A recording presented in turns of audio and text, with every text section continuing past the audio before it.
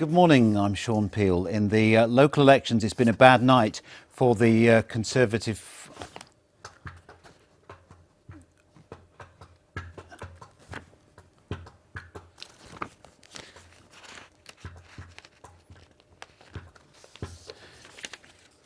It's been a bad night for the Conservatives. They've lost more than 30 councillors across the 6 authorities where overnight counting took place.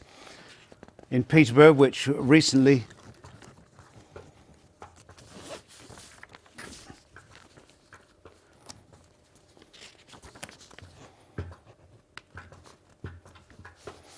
I do apologise, we seem to be having some problems this morning.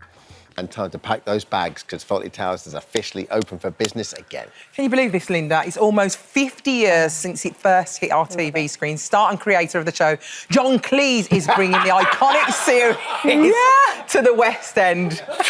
Now it's going to be based on 3 of the show's best-run episodes, including this one. But through the history of Eurovision, he's certainly not alone in giving us wonderful cult classics that unfortunately ended up at the wrong end of the scoreboard. Here's a tribute to some of the magical songs that were too easily dismissed. And if you at home can sing along to all these songs, then you know you're a true Eurovision fan.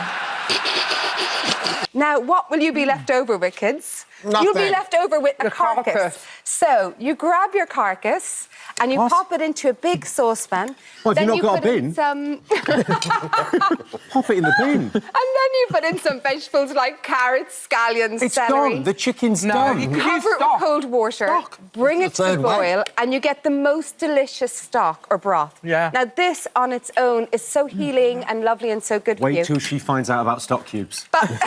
She's going to feel a fool. They're not even expensive. But then to make the chicken soulful soup, which I absolutely love, what you do is you get some carrots, you get some celery, you get some spring onion, you sweat them down. I've got some bowls here.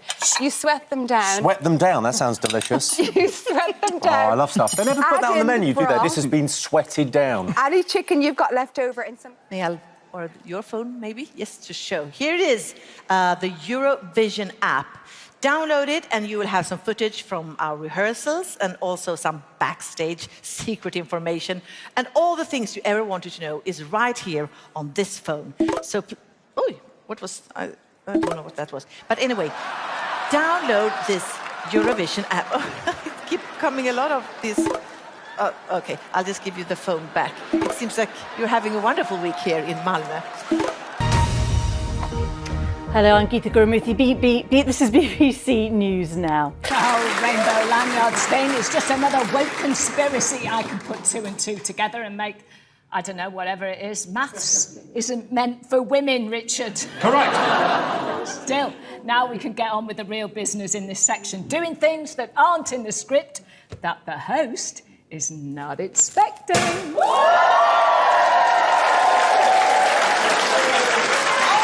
Thanks for that, Carol.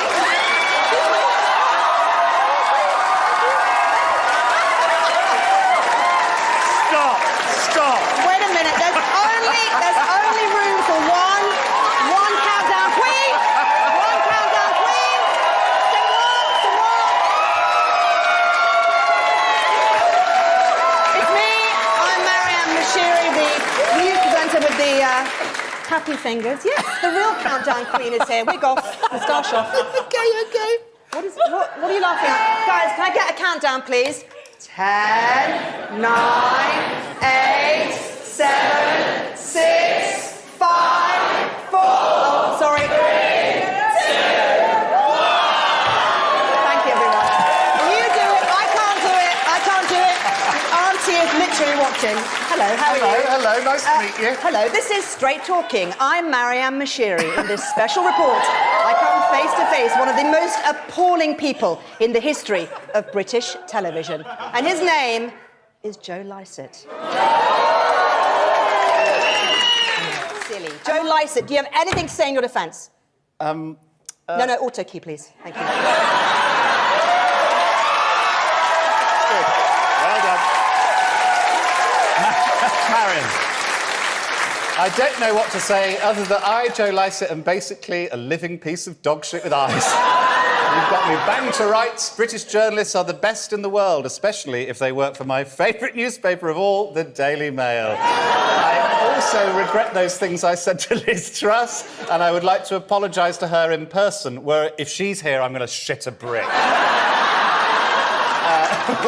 Were it not for the fact that if we met face-to-face, I would be prevented from getting close enough to shake hands by the sheer length of my erection. First time, you know, we've talked about it and I've heard it from Betty herself, and it's only up until now that I realised that, you know, how much it does actually affect her. Excuse me. That's a frog in my throat. For 9 years, like, I've been so fixated on what my body can't do. Rather than what it can do. Yeah. It can carry this 20 kg bag around the world. Whoa, it's only 16. Brave is now probably an understatement. I have to think of a new word for it, but yeah. I think...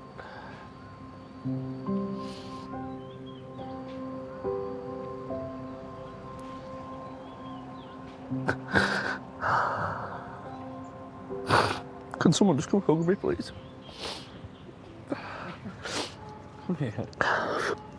Yeah. As Mr. Bates versus the Post Office was first broadcast in January this year, it will be eligible for next year's TV Awards. So we'd like to take a moment this evening to acknowledge its extraordinary impact, and indeed the impact of so many of tonight's nominees in creating real and lasting change.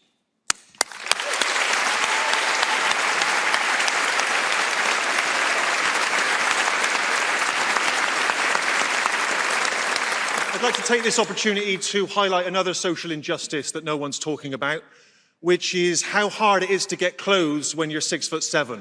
Ant and Dec know what I'm talking about. We tall guys, I'm not making this up, we have to buy clothes from specialist online shops, and they know we've got no choice, so they can give themselves names which actively insult the customers. This is true.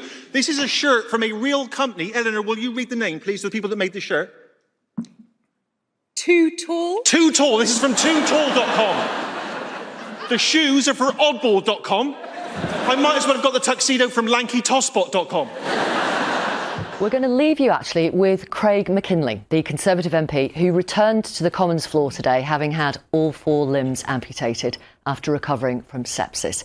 He got the most incredible reception. Good night. Well, I thank him for his brilliant work on connectivity in the border areas.